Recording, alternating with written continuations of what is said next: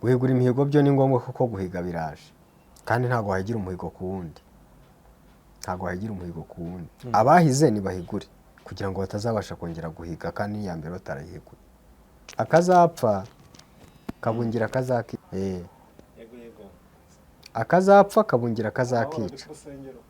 Niba rero niba aho ngaho ariho ugomba kugwa uzajyayo byanze bikunze, aho ngaho niba ariho ugomba kugwa uzajyayo byanze bikunze. Ntago ugenda bikubwire ngo wijyeyo kuko ntago uzabura kutajyayo, ntago yabireka, ntibibaho. Akazapfa kabungira kazakica, akazapfa kabungira kazakica. Niba twarakubwiye ngo reka gusambana, igare ryawe ukaba uzapfa nta mupasiteri muherutse kumva ko hano kuri YouTube ngo waguye mu maguru y'indaya? None se yigishijwe bingana iki, uriwe bingana iki? Ariko kubera ko avuga ati byanze bikunze n'ukuri iriya nyama nintayirya sinzabaho, yayiriye. Rero uriho kugira ngo umubwire ngo wijye, umubwire uti genda upfe uve mu nzira abandi baze bakore, kuko n'ubundi ntazabireka. Nshinze resitora nkashyiraho ngo hano tubaga ihene, sibyo? Tukahamanika n'uruhu rw'ihene bigaragara ko tubaga ihene. Hanyuma abantu bakunda kurya ihene bakaba bati tuzajya kurya ihene kwa runaka, ariko hakagira abaca mu gikari bagasanga mbaga imbwa cyangwa injangwe. Haramutse haje inzego zibishinzwe zikavuga ziti watubwiye ko uzajya ubaga ihene none dusanze ubaga imbwa, turagufungiye, baba bakoze icyaha. Abantu bashinze insengero bashyira amabafure ku miryango n'imisaraba, hanyuma ku ruhimbi bandikaho ngo Yesu arakiza n'ikimenyimenyi, muzabisanga muri Bibiliya ku murongo uyu n'uyu. Yesaya 50 ingahe havuze ngo ntabaza ndagutabara. Aha naha handitse ngo, hanyuma barangije babishyira ndetse bashyiraho n'igitabo cya Bibiliya. Ariko hirya muri kakumba ko hirya bashyiramo uburiri cyangwa se bashyiramo ibitanda, bakatisha abantu bakabaturutsa hariya haruguru bakabajyana bavuga ko bagiye kubasengera. Bahagera bagasanga ahubwo bya bintu byo gusenga byabaye rogi. Ba bantu basengeraga ahubwo bagasanga barimo barasambana. Wahohereza umugore, wahohereza umukobwa uzi ko yaje gukizwa mu mezi 9 akajya kubyara kandi yaraje gusengera hahandi. Izi sengero ababishinzwe baje bagasanga ntago ari urusengero ni rogi, bakaba bati wowe watsi icyangombwa cy'urusengero dusanze ari rogi. Bafunze baba bakoze ikosa. Ubuhanuzi bwo kuzifungura bwo ndabizi neza ko bazazifungura nanjye, ariko zizaba Imana ishobora kwemera ko bazifungura kubw'amarira y'abarira bavuga ngo twisubiyeho, ngo Mana tubabarire twisubiyeho, ariko ntawe ukiraho yarwaye. Ibyaha batazabigwamo, ariko niba badashaka kubireka ibyaha byabo nibyo bazagwamo. Ibyo nuko bivuga amagambo yo kuvuga ko akaze arakaze, nta nubwo yakumvwa n'umuntu wari wese. Uzayumva n'ufite amatwi yo kumva, kandi buri gihe iki kintu njya nkikubwira. Ngewe ibintu mbabwira byumvwa n'ufite amatwi yo kubyumva, udafite amatwi yo kubyumva nta nubwo abyumva.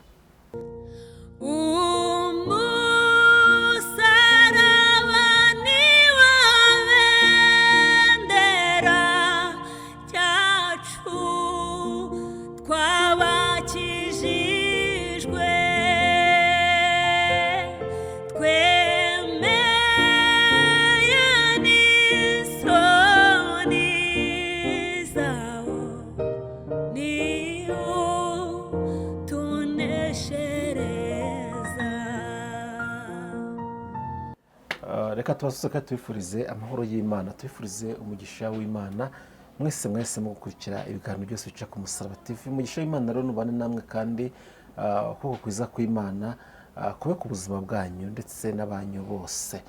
Hafi na rero aho muherereye hatandukanye, mwese tubahaye ikaze mu kiganiro cyacu cy'uyu munsi, ariko kandi turabasuhuje nimugubwe neza.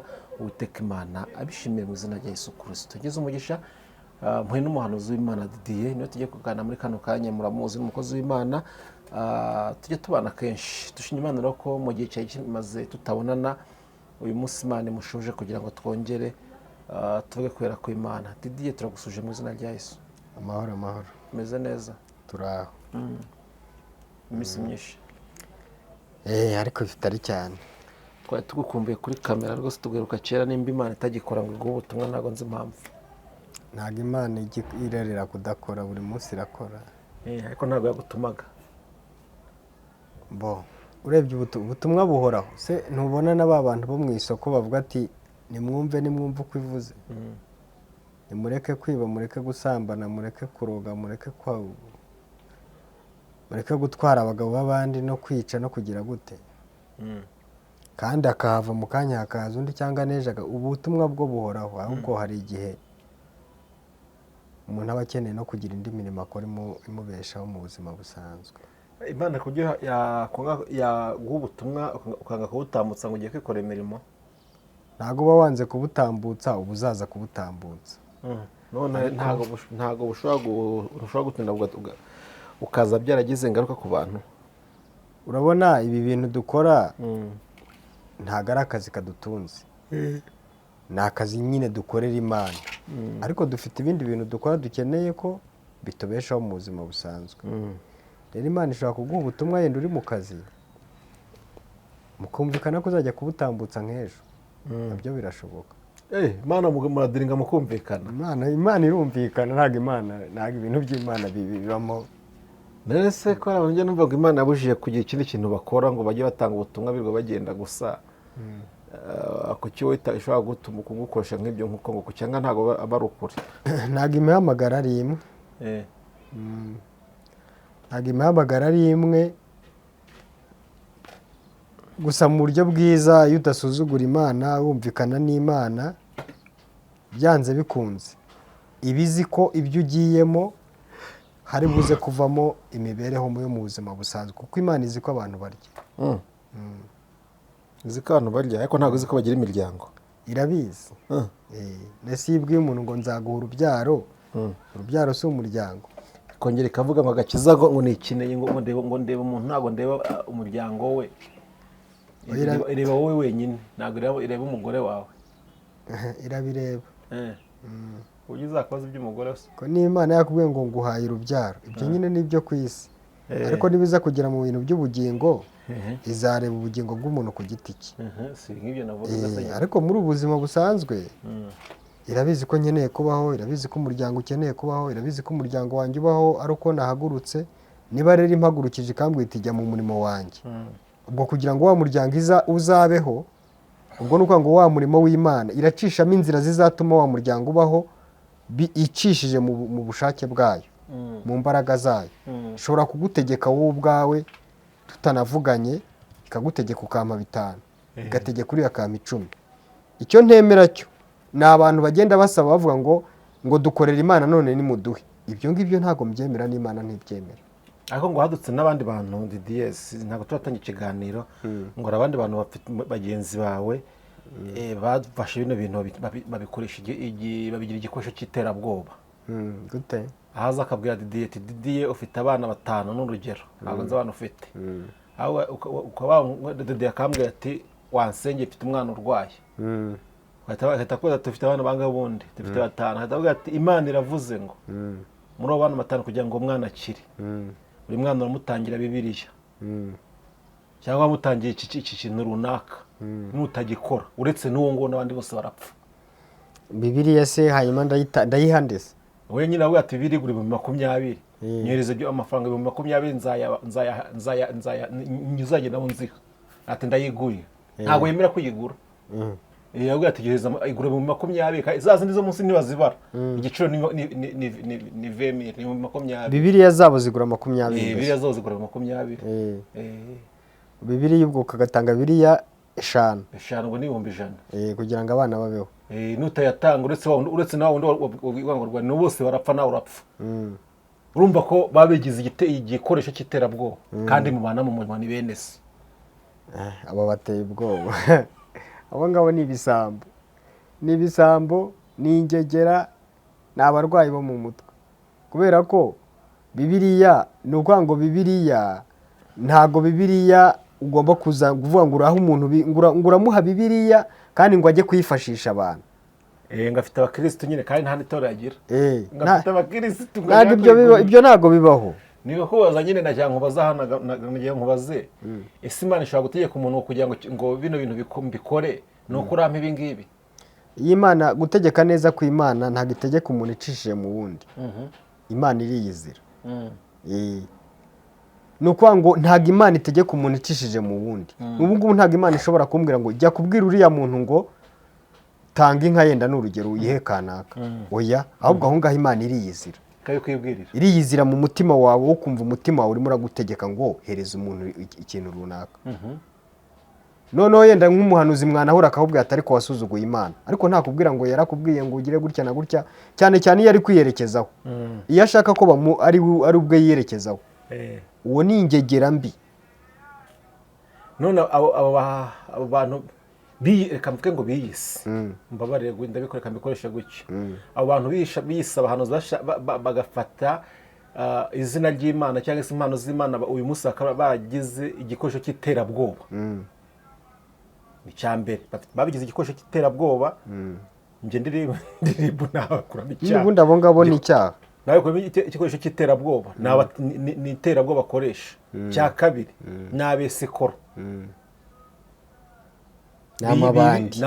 N'amabandi ayo ngayo. Ni kwiyo none abo bantu muri gukorana umurimo bene so bavuga ko nabo ari abakozi Imana, bavuga ko ari abahanuzi, namwe mukavuga ko muri abahanuzi. Kugeza uyu munsi hari umuntu uvuga akavuga ati ngena zenutswe abahanuzi bo kuri YouTube bitewe n'ibyo bintu. Nyine ni ukuvuga ngo ubundi iyi turimo ni inzira, sibyo? Iyi YouTube ni inzira, ibintu by'iyobokamana ni inzira. Noneho rero mu nzira abantu bitege ko mu nzira ugomba guhuramo n'abarwayi bagatambuka nawe ugatambuka. Ugomba guhuriramo n'abafite imodoka bagatambuka nawe ugatambuka. Ugomba guhuriramo n'abananutse bagatambuka nawe ugatambuka. Umuntu wese mu nzira murahura. Ahubwo menya ngo inzira nyindimo ngewe ku giti cyanjye. Imana ifite imbaraga, Imana ifite ubutware, Imana ifite ubushobozi, Imana ifite icyubahiro.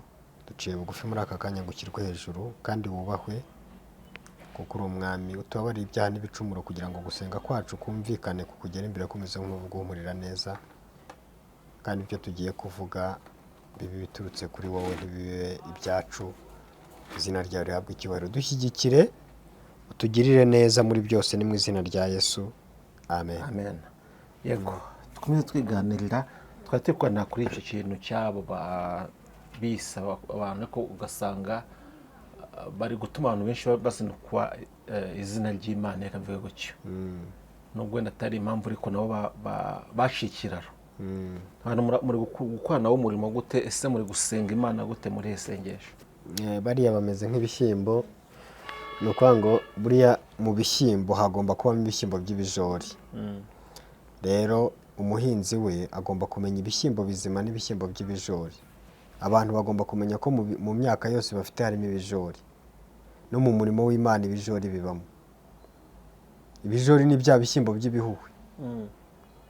Igikubwira igishyimbo cy'igihuhwe iyo ugishyize nko mu mazi ni urugero, ibizima biramanuka bikajya hasi, igihuhwe kikareremba kuko nta mbaraga kiba gifite. Bara rero ni ibihuhwe, nta nubwo umuntu yabatindaho. Niko bameze, ni nako bagomba kumera. Ahubwo abantu nibahitemo be gukurikirana ibintu nk'ibyo ngibyo, bakurikirana abazima. Impano y'Imana ntabwo igurwa, impano y'Imana ntigurisha, impano y'Imana ntabwo ica amafaranga. Impano y'Imana nta hantu namwe wayikura. Bino bintu bagenda bavuga ngo turaguha. Impano y'Imana ni nk'izahabu ihenze, ni igiciro. Ntabwo rero ibintu by'igiciro bigurwa 20,000, ntabwo ibintu by'igiciro bigurwa 10,000. Oya, ni ibintu by'igiciro bihenze. Buriya n'uwagusengera akavuga ngo ndagusengera umwana wawe akiri, ntabwo wabona amafaranga umuha. Ntibibaho, kuko niba umuntu agusengeye umwuka wari waheze umwuka ukagaruka, byonyine bazajye kwa muganga babaze abantu baraye kuri biriya bintu byongera umwuka amafaranga bucya batanze kuri bomboni, babaza amafaranga bucya batanze. Rero abantu kuvuga ngo ndagusengera ngo urashyiraho Bibiliya ntabwo igura ubuzima. ibyo ni ibihuhwe nyine, ni ibihuhwe. Mm. Nibave ku bintu bidafite agaciro rero bakurikira ibifite agaciro. Yego. Yari igihe bavuga ese iyo urebye imikorere y'Imana y'iyi minsi nuko mbere yakoraga urabihuza gute? Imana ntigeze ihinduka. Bibiliya irambwira ngo uko yari ari ejo n'uyu munsi niko ari. Imana yo yamye ari Imana, n'uyu munsi iracyari Imana, ahubwo abantu nibo bagenda bahinduka. Ni ukuvuga ngo abantu bo muri iyi minsi ukuntu bateye, aho bishyushye niho bajya. Aho bishyushye niho bajya. Sinzi igihugu nigeze kumva ngo kibamwo ngo kivukamo abantu ngo bavuga ko bakora byose. Ngo yagera ahantu bamubaza ngo uzi gukora amashanyarazi, ngo yego ndabizi. Bamubaza tuzi gutwara imodoka, ati iya, ati ibyo ndabizi cyane. Rero ni ukuvuga ngo abantu bo muri iyi minsi aho bishyushye niho bajya, aho bihindiye niho bajya, kandi bavuga ko ibintu byose babizi. Ariko ubundi buriya gusenga bifite ba nyirabyo, bifite abantu babigenewe, bifite abantu babitoranirijwe. Bibiliya ivuga ngo iki? Bibiliya iravuga ngo nakumenye ntarakurema, ngushyireho kuba umuhanuzi uzajya uhanurira amahanga. Abo ngabo ni abantu berejwe gukora umurimo wo guhanura. No mu muryango w'Abisiraheli habagamo bita Abalewi. Ntabwo rero abantu bose ari Abalewi. Abantu bose ntabwo ari abahanuzi. Ntabwo ari abahanuzi. Hari abantu baremewe guhanura, bavutse intanga zabo zagiye mu nda z'ababyeyi babo, zijya mu nda ari intanga za gihanuzi. Abo bagomba kuvuka ari abahanuzi, aho bazagera hose bazahanura. Noneho rero hari n'abandi biyita abahanuzi kuko babonye ko guhanura ari byiza, babonye ko guhanura ari ibintu bishobora kuguhesha agaciro, nabo bakavuga ngo ariko si abahanuzi. Tuzabamenyera kuki abahanuzi Imana yabihaye n'ababyitire? Tuzabatandukanya gute abahanuzi ko nkeka ko ashobora kuba iminsi harimo urujijo? Abo ngabo ni bya bigoryi bya Gihazi. Bibiliya ivuga Elisa ngo yicariye mu nzu we, ngo haza Namani w'ibibembe, ngo hanyuma Namani amugeze imbere. Elisa ntiyasohoka mu nzu kuko Elisa yari azi ko ibyo ari kuvuga bituruka ku Mana. Aramubwira ngo genda wiyuhagire ku kidendezi muri Yorodani, wiyuhagiremo 7, ngo uravamo umanutse uri muzima. Ngo yari yazanye imyambaro yo gukuranwa, yari yazanye ibiryo, yari yazanye amafeza, yari yazanye amazahabu, yari yaje yapakiye, avuga ati nshyiriye umukozi w'Imana cyangwa se uriya muntu ndamuha ibyo mfite nawe anguranire. Elisa arangije aramubwira ati ibyo wazanye byose ibiguzi byawe bijyane, wowe ugenda ukora ibyo nkubwiye, urakira witahire. Ariko akaba yarabanaga n'ikigoryi cy'igihuhwe, igishyimbo kitigeze kigira intete ngo kijyemo kivome nk'iby'ibindi cyavomye. Noneho cya gihuhwe cyo gitangira kubarira ibyo Namani yazanye. Kiravuga kiti ngiye biriya bintu wabima, wampa biriya bishyimbo najya ku isoko nkabigurisha nkakuramo 10,000, wampa iriya myambaro nayijyana mu gakinjiro hariya ku isoko ry'imyenda nkayigurisha iminini, nkayisubirishamo, nkayishyira kuri tayi bakampa amafaranga. Cyo gitangira kubarira amafaranga. Ariko ngo Elisa arebye abona igihe barimo ntabwo ari cyo kwakira ibiguzi. Kuko buriya ntabwo igihe cyose ari cyo kwakira ibiguzi. Ni ukuvuga ngo tuba turi aho ngaho tuvuga ngo buri isaha n'isaha bishobora guhinduka. Ese biramutse bihindutse inkuba igakubita, umurabyo ukarabye inkuba igakubita, waguha imyambaro inkuba ikubise yakumarira iki? Inkuba ino tuzi isanzwe. Ino nkuba isanzwe. Uruzi ruramutse rwuzuye ufite ibishyimbo wabigira ute? Waguha umufuka w'amafaranga uruzi rwuzuye, wayajyana ntiyagutwarana narwo. Uriya umuntu ashobora kuyakuzanira uruzi rwuzuye ukamubwira uti yewe muvandi, igihe turimo ntabwo ari cyo kwakira amafaranga kuko n'abayafite ntacyo abamariye. N'ubundi nta wundi buyajyana uruzi rwuzuye.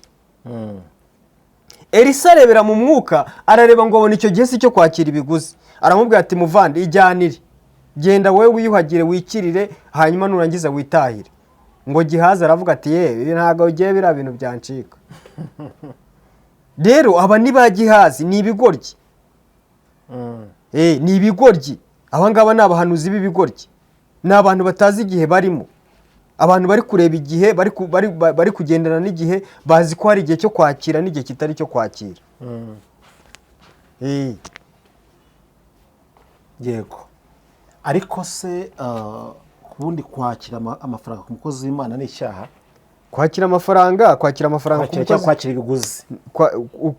kwakira amafaranga ku mukozi w'Imana mu gihe cyo kuyakira ntabwo ari icyaha, cyane cyane mu gihe atayaciye, kuko nta mukozi w'Imana uca amafaranga. Impano y'Imana ntabwo igurishwa. Imana itangira ubuntu, nawe uba ukeneye gutangira ubundi. Hanyuma cyakora uwo uhaye iyo biri muri ngombwa bikaba ari igihe ashobora kuvuga ati uriya muntu yenda reka musure. Ntabwo umuntu yaza kugusura ngo umubwire ngo ntabwo ngushaka. Ubundi mu buzima busanzwe hari n'abantu batanga nabi, noneho hari n'abantu bazi guhakwa ku bakozi b'Imana bo bagatanga neza. Ariko hari n'abantu nyine batazi ibyo ari byo, bo bumva bari hejuru bavuga ngo buriya na Namani ni uko yaje yitwaye nabi. Iyo aza yitwaye neza, Bibiliya itubwira umugore wageze kuri Yesu aramubwira ngo ndifuza yuko wangirira neza. Yesu aramubwira ati ntabwo nafata ibyo kurya by'abana banjye ngo mbihe imbwa. Mu by'ukuri yari amuzinuye, yaranamukujeho mu kinyarwanda cyo muri iyi minsi. Yari amweretse yuko urwego arimo n'urwo Yesu arimo badahuye. Ananamweretse yuko we nta n'ikintu avuze imbere ye atari n'umuntu wo kugirirwa neza. Ariko undi aca bugufiya aravuga ati nyakubahwa, birashoboka yuko abana baba bafite ibyo kurya byabo, ariko n'imbwa burya imbwa zo ntabwo zirira ku meza kuko n'imbwa, kuko birazwi ko ari imbwa. Ariko iyo ziriye ubuvungukira bwavuye ku meza ya shebuja, burya nta cyaha ziba zikoze, n'ubundi ubwo buvungukira waba uri butabwe, waba uri bujugunywe. Mbese ahita amwereka ko we atari uwo kurira ku meza, kuko nawe nk'uko Yesu abimubwiye aravuga ati niyo nakwirira ubuvungukira bwangirira umumaro, ariko kuba buvuye ku meza ya Yesu. Yesu aravuga ati wa mugore we, ufite kwizera gukomeye. Urumva, ufite kwizera gukomeye, niyo mpamvu ngomba kukugirira neza. Rero ubundi ntabwo abantu b'Imana ari abantu bo gupfa kuvogera kuko wishakiye. N'aba ngaba rero ubona bafite ibibazo baba bagiye babavogera, babamenyereye. Kubera iki? Bahuye n'ibigaja, bahura n'ibihuhwe, hanyuma ibihuhwe biraza birababwira ngo nyine bababwira iby'ibintu by'ibihuhwe nyine. Hanyuma abantu bose bagira ngo abakozi b'Imana bose ni ibihuhwe. Ntabwo abakozi b'Imana bose ari ibihuhwe. Hari abakozi b'Imana bafite indangagaciro baremereye mu mutima, bafite Imana iremereye muri bo. Uwo nguwo rero ntabwo umufata nk'uko ufata abandi bose ubonye. Yego. Uri mu bantu bagiye bakunda gusengera umurimo w'Imana kenshi, kandi bagasengera namwe abakozi b'Imana. Uyu munsi ubutumwa Imana iri gutanga ku bakozi b'Imana duteze amatwi, cyangwa se kubigeneye n'umurimo w'Imana, ni ubuhe muri ino minsi ya none? Imana irashaka abantu bakizwa. Ibintu nibyo nkunda kuvuga. Imana ntabwo ishaka ubugome.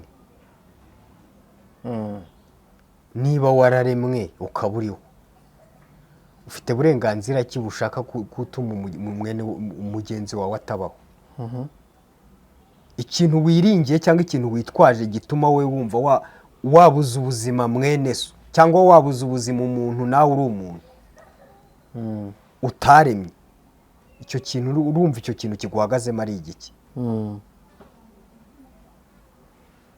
Ikintu kiri kugutera kumva yuko we wabaho ariko abandi muturanye cyangwa abandi bantu hirya ntibabeho, icyo ni igiki kikurimo? Urumva icyo kintu ari igiki? Icyo ni Imana idashaka. Icyo nugikuraho uzabana n'Imana neza, ko nutagikuraho cyo ubwacyo kizakwiyicira. Nubwo butumwa ubundi Imana ishaka, n'Imana ishaka ko abantu babana neza. Yego. Kuko Bibiliya irambwira ngo nubwo wavuga indimi.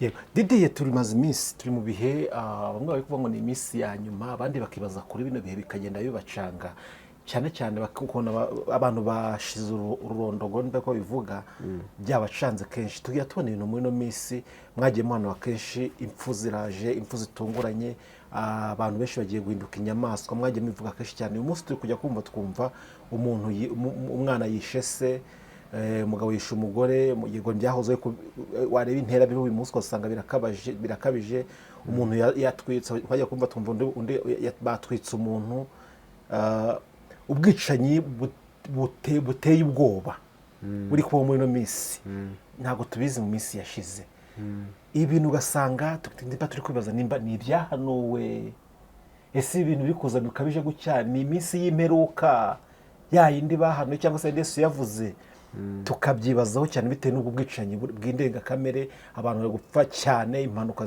zikomeye ariko cyane ibintu birenze kamere ukumva umuntu abantu bafitanye isano bishanye kandi impfumbi ibintu murabihuza gute ni ibyahanuwe ni iminsi y'imperuka ese ibintu byumvishe nk'abantu bajya bageza kuvugana n'Imana mujye mufata umwanya wo kubisenya ngo mubaze Imana kubera iki bino bintu biri kubaho noneho bikano mu gihugu cyacu kubera iki kiki tubwira kuri ibyo bintu erega umuntu wese nkunda kuvuga aka kantu umuntu wese ashatse yaba amaso mu ruhande rwe noneho umuntu wese iyo amaze kuba amaso mu ruhande rwe biriya bimeze nko kurinda ni ukuvuga ngo habayeho kurinda kw'iburasirazuba iburengerazuba ntibarinde ko kurinda kwaba kwabaye impfabusa ariko bisa ngo n'iburasirazuba barinze iburengerazuba barinde amajyepfo barinde amajyaruguru barinde bivuze iki bivuze ngo buri muntu wese acunga izamu rye buri muntu wese amenye icyo gukora kizima aba ari cyo akora hanyuma bya bintu bizashiraho ariko niba nzakora njyenyine nese ubu ngubu ko nicaye ahangaha umuntu uri mu majyaruguru nzi ibyo ari gukora ariko niba nicaye ahangaha njyewe ndi kuvuga ngo nimugerageze buri muntu wese akora ibyiza wa muntu wo mu majyaruguru akabyumva agakora ibyiza uwo mu majyepfo akabyumva agakora ibyiza bwa bwiza bwa bya bintu buzabyara umumaro munini ariko nibatabyumva bizaba bimeze nk'aho nakoreye ubusa bizaba bimeze nk'aho navugiye ubusa ariko biriya tubwira ngo mwebwe nimugende muvuge mwigendere kugira ngo bya bintu bitazabagarukaho abazabyumva ntibakore ibyo bakwiye gukora bazarimbuka bizize ko ntabwo bazavuga ko batumvise ahubwo bazarimbuka bazize ko bumvise ntibumvire urabihuza gute n'ibyo nari nkubajije by'izo mpfu zitandukanye zimeze gutya ziteye ubwoba izo mpfu nyine warumbaje wowe uri kumbaza ngo ni ibyahanuwe ese ni igihe cyo kuba yenda ari igihe cyabyo ariko tuzi ko ibyo bintu byabayeho kuva na kera ariko muri iyi minsi uri kuvuga ko bikabije ariko kandi nta nubwo birakabye kugira ngo ubyemere neza nta nubwo birakabye ko ubwicanyi bukomeje imbere gatoya biraza birenga ibyo wowe utekereza kubera iyihe mpamvu kubera abantu batari kumvira Imana ubugome kurushaho kuba bwinshi cyane ese ibintu turi kubona no mu bindi bihugu birimo no mu bindi bihugu birahari ese ubwo buryo kuvuga wowe ngo abantu basenga byashoboka ko abantu bose bumva ibintu kimwe mugasengera kimwe giketse ibyo bintu birumva byashoboka dede birashoboka ese uwanga gukora ibyiza ntabikore ntabwo bimubera icyaha nese hari utazi ko gukora byiza ari byiza erega abantu ni babiri reka tuvuge ko abundi abantu ni babiri hari Imana hari na Satani. Satani yitwa umurimbuzi n'umuriganya Imana ikitwa ukuri kitwa n'umucyo none abantu bakabaye bahagaze mu mucyo barimo baranga kuwuhagararamo rero nibanga kuwuhagararamo bose bakayoboka Satani nta kindi kintu Satani azabakoresha uretse kwicana birasabwa ko byibura ubwishi bw'abantu benshi begera umucyo noneho bakwegera umucyo umwijima ugahunga ariko umwijima nuba mwinshi umucyo nyine uzaba mukeya amaherezo y'ibyo bintu ni ayahe amaherezo y'ibintu ni uko abantu bazamara kubona ko ibyo bakoze nta mumaro byagize bakamera nka ba bandi bavuze ngo mureke tugarukire Uwiteka mfite ikibazo ndi kwibaza tugera tubona abakozi b'Imana kenshi buri munsi ngo ndi umukozi w'Imana ndi apotre ndi pasteur ndi umuhanuzi ndi umuvugabutumwa ni benshi icyo nshatse kuvuga ni benshi cyane kandi n'ubu wasanga ari abamaze kubyitwa bageze barenga 100 mu gihugu cyacu cy'u Rwanda bibamariye iki kwitwa abakozi b'Imana ntibasengere ibyago ngo bive ku gihugu cyacu ugasanga ibyo bintu byose ni satani kugira ngo uwo mwuka mubi, umwuka w'ubugome mu bantu, umwuka wo kwicana, umwuka wa Kayini uri kwirirwa uzerera. Kandi dufite abantu basenga, bavuga ko basenga, bavuga ko bavuga n'Imana, bavuga ko bavuga ubutumwa. Bimaze iki? Ese barabuvuga koko? Ubutumwa bumaze iki gihe nta mpinduka turi kubona? Kera umuntu yororaga intama zikaba ari nyinshi, noneho impyisi yashaka kuzirya igafata umutwe wayo ikawucurika, n'amatwi ikayacurika ikayagira nk'ay'intama, n'umurizo ikawunaganika ikawugira igice rwose, ikigira intama, ikajya hagati y'intama igataha mu ntama. noneho abantu bamara gusinzira ikaza kurya intama ikigendera. Rero kwiyita pasiteri ukiyita poteri uri impyisi mu ntama ntago bizakubuza kuba impyisi. N'ubundi niba umutima ari uw'impyisi uzitwa poteri ariko uri impyisi. Abangaba ntago bakeneye gusenga, nta nubwo bashaka gusenga. Nese wigeze wumva iyo mpyisi ivuga ngo ngiye ningera mu ntama ngo byibura ndi buhinduke intama byibura ni 30. Umugambi ni uwo kurya intama. Rero n'ubundi izi ni impyisi. Nta mpyisi ishobora kugera mu ntama ngo ihinduke intama, izaba ari impyisi. Nubwo yatahanye n'intama, n'uwabirebye wese yabonye ari intama itashye. Sinzi niba iki kintu ndi kuvuga abantu bari kucyumva nkuko ndi kukivuga. Nubwo abantu babonye ari umuntu ushoreye intama, ariko izo ntama zirimo impyisi. Kandi impyisi iraza gukora bupyisi, ntabwo iri bukore butaha. Rero aya ni ya mazina uri kuvuga. Ni amazina yitwa Rukundo ariko ni rwango mu mutima. Yitwa Mugwaneza ariko ni umugwanaba, aragatsindwa n'iyande. Izina ntaho rihuriye n'akazi. Urumva? Umuntu ashobora kwitwa Mirimo ariko adakora, ahubwo ari minebwe. Wamuha umurimo ugira ngo araza kugukorera, ahubwo ugasanga ntacyo ari gukora nyine. Ugasanga izina ntaho rihuriye n'akazi. Mu minsi ishize hagaragaye insengero zimwe na zimwe bagiye bafunga zitujuje ibisabwa, zindi zimwe na zimwe urwego rubishinzwe RGB ruzihagarika burundu. Ariko iki gihe abantu benshi barasakuza, bamwe na bamwe ntibabyumva kimwe, bibaza impamvu insengero zifunzwe, impamvu insengero zimwe na zimwe zihagaritswe.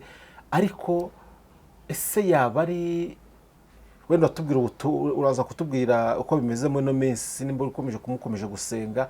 Ariko ndumva gufunga izo nsengero yaba ari umugambi w'Imana kugira ngo igihe ibyo bintu bimwe na bimwe ikuraho. Ubu ndamutse nshinze resitora nkashyiraho ngo hano tubaga ihene, sibyo? Tukahamanika n'uruhu rw'ihene bigaragara ko tubaga ihene. Hanyuma abantu bakunda kurya ihene bakaba bati tuzajya kurya ihene kwa runaka. Ariko hakagira abaca mu gikari bagasanga mbaga imbwa cyangwa injangwe. Haramutse haje inzego zibishinzwe zikavuga ziti watubwiye ko uzajya ubaga ihene, none dusanze ubaga imbwa, turagufungiye. Baba bakoze icyaha? Ntacyo. N'ibindi nuko bimeze. Abantu bashinze insengero bashyira amabafure ku miryango n'imisaraba. Hanyuma ku ruhimbi bandikaho ngo Yesu arakiza n'ikimenyimenyi, muzabisanga muri Bibiliya ku murongo uyu n'uyu. Yesaya 50 ingahe havuze ngo ntabaza ndagutabara. Aha naha handitse ngo. Hanyuma barangije babishyira, ndetse bashyiraho n'igitabo cya Bibiliya. Ariko hirya muri kakumba ko hirya bashyiramo uburiri cyangwa se bashyiramo ibitanda, bakatisha abantu bakabaturutsa hariya haruguru bakabajyana bavuga ko bagiye kubasengera. Bahagera bagasanga ahubwo bya bintu byo gusenga byabaye rogi. Ba bantu basengeraga ahubwo bagasanga barimo barasambana. Wahohereza umugore, wahohereza umukobwa uzi ko yaje gukizwa mu mezi 9 akajya kubyara kandi yaraje gusengera hahandi. Izi sengero ababishinzwe baje bagasanga ntago ari urusengero ni lodge, bakaba bati wowe watse icyangombwa cy'urusengero dusanze ari lodge, bafunze baba bakoze ikosa, nibazifunge kuko ibyo bavuze bazakora ntago ari byo bakoze. nta zasigaye zikora ibyo bintu ubwo ngubwo, zasigaye mu mitima yabo, kandi n'izisigaye nazo zibikora ijisho ryabonye ibya mbere n'irindi zizabibona, bazifunge.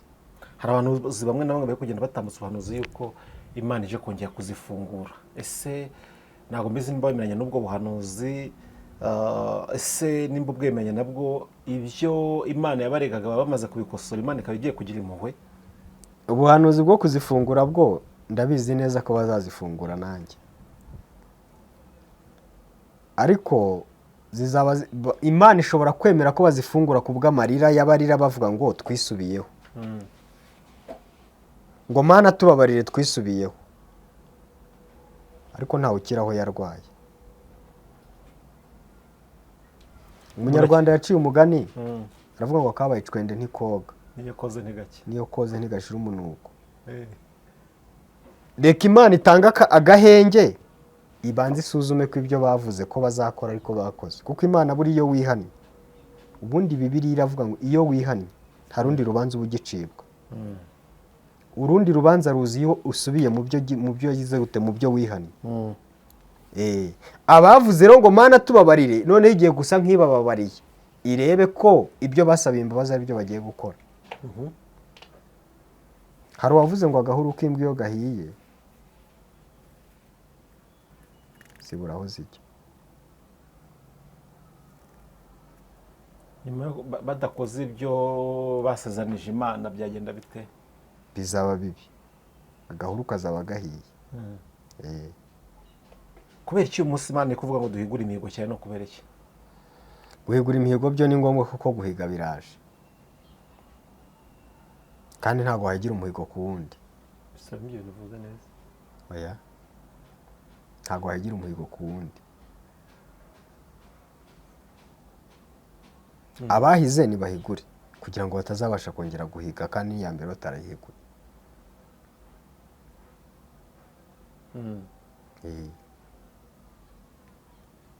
Turiya dusatira n'umusozo. Niba hari abahize gukora ibyiza nibabikore, niba hari n'abahize gukora ibibi nibabikore vuba.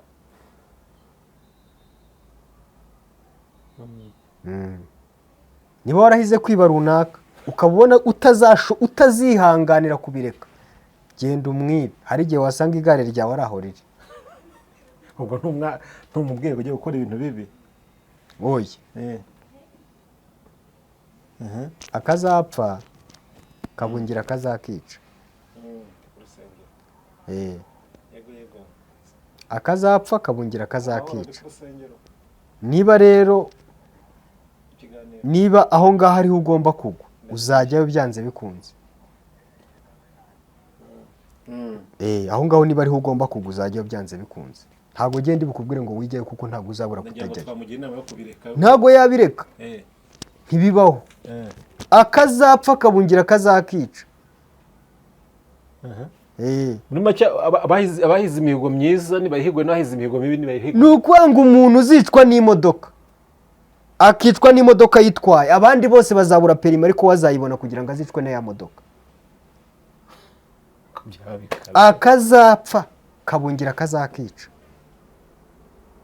Niba twarakubwiye ngo reka gusambana, igare ryawe ukaba uzapfa nta mupasiteri muherutse kumva hano kuri YouTube ngo waguye mu maguru y'indaya? None se yigishijwe bingana iki? Yari no umuyobozi w'akarere muri ADEPR.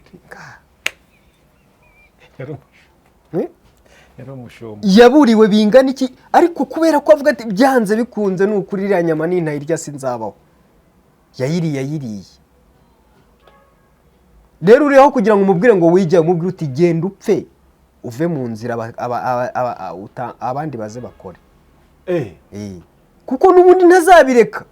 None se bo dukora tubwira abantu ngo bave mu byaha, ntabwo gihe ari maze icyo tubwira abantu ngo bave muri ibyo byaha. Nibave mu byaha batazabigwamo. Iyo myumvire mibi bavemo. kuki tubabwira ngo bagende babikore bapfe nibave mu byaha batazabigwamo ariko niba badashaka kubireka ibyaha byabo nibyo bazagwamo.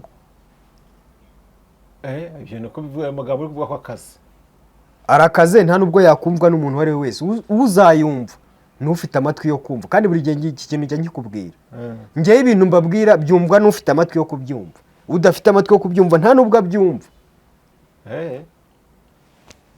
n'ubundi nababwiye ko njyewe iyo naje kuvuga ubutumwa mbambwira bumva, kuko abafite amatwi bose ntabwo ariko bumva.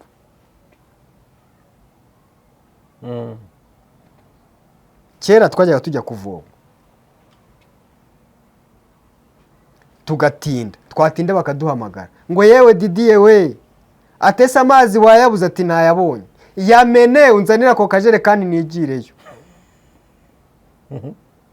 iki kintu umva kitajya kumera nk'icyo ndi kuvuga. Yamene amazi yihore ntawe nyikeneye, yamene unzanira akajerekani nigireyo. Umwana uzi ubwenge yazaga yiruka akazana amazi, uw'ikigoryi akayamena akazana akajerekani. Uzi inkoni yakubitwaga?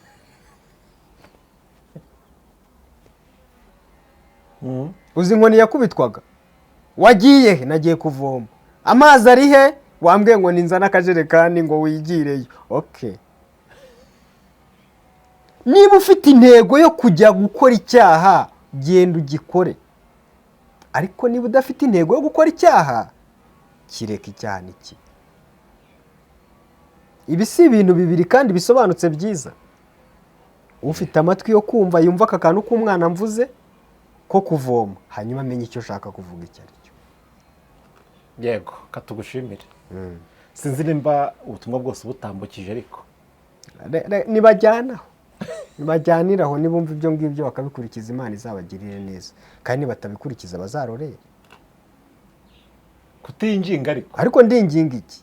kandi na Yesu yaraje ari umugwaneza yoroheje mu mutima. yoroheje yabwiye ngo iki? wari umubwiye ngo aramukurikira, amubwiye ngo ingunzu zifite imyobo zitahamo. umwana w'umuntu yabuze iki? yabuze aho kurambika umusaya. yoroheje iki? ubwo icyo yoroheje ni nyine yamubwaga ko adafite aho kuryama nyine wenda. nese gende kuvuga ko hafite, n'ubundi ntago hafite. ushaka kuhatanga nyine nahatanga. nese ndoroshye iki? ikintu ndi bworoshye ni iki? ubworoshye bwira abantu uti munyamana muve mu byaha Imana ibagirire neza. ahubwo nibabigumemo babipfiremo. waba uri umuhanuzi w'umugome, nibabigumemo babipfiremo. waba uri umwigisha w'umugome. ntago ndi umwigisha w'umugome, ndi kubabwira ngo iyo uri mu byaha ubipfiramo. nuguma mu byaha uzabipfiramo. nuva mu byaha, ijambo riravuga ngo kuva mu byaha niko kujijuka. kubaha Uwiteka nibwo bwenge. ahubwo abantu barashaka ko tuza ngo mama shenge. nta mama shenge iri aha ngaha. umva icyo Imana igushakaho bari cyo ukora. nutagikora uzazira icyo wanze gukora. uko niko kuri. uko nuko kuri Imana isaba amafaranga nepo. njye ntabwo mbwiriza kugira ngo bamuhe amafaranga. hakabona yaguye wayakira. yampaye nayakira, ariko ukayamuvuga uti ndayamuhaye, ariko Mana yanjye ibintu yambwiye. urumva aragapfa. urumva yambwije ukuri. njye uriya muntu icyo namukundiye, kuko ubu ngubu njye mfite abantu bankunda. nubwo turi mu kuvuga gutya, hari umuntu ushobora gufungura iki kiganiro yacyumva akumva ameze nk'umuntu uri gutongana, ariko mu by'ukuri mfite abantu bankunda. mfite n'abantu bampamagara bakambwira ati ni ukuri pe, ubutumwa bwawe turabukunda. rero ntabwo abantu bose bazakundirwa yuko bavuga abantu ngo ni ukuri, ngo bene data, ngo turabinginze, ngo turabahendahenze. ubundi umwana aberaho gutumwa no gukubitwa. urumva imibereho y'umwana, imivukire y'umwana ni ugutumwa no gukubitwa. iyo umwana adatumwa ntakubitwe ntacyo amara. abazamara iki? Bibiliya ivuga ngo Bibiliya ivuga ngo twaremewe gukora imirimo myiza muri Kristo Yesu. nitudakora iyo mirimo ibibi bizatuzaho. ikibi nicyo kizaza kikatuzaho, kandi ikibi ni cyiza kizaba gifite ubukana no gukariha kurenza aya magambo ndi kukubwira. ibyiza rero kora ibyiza ugifite uburyo kugira ngo uzabashe kwemerwa. niba utabikoze ikibi cyo ni cyiza kizagukanda. ahubwo abantu b'inshuti zanjye Imana ibagirire neza, ndanabashuhuje, Imana ibahe umugisha. Ari abantu Amen. dukundana iyi ari abantu dukundana. ongera ubahe nimero za telefone. Nomero ni N'abandi 82 82 20 20 85 85 18 yisubiremo 82 20 85 18. yego. Hahirwa abumva ubuhanuzi bw'iki gitabo bakabukurikiza. Imana iguha umugisha ku butumwa bwiza utambukije. Namwe Imana ibahe umugisha.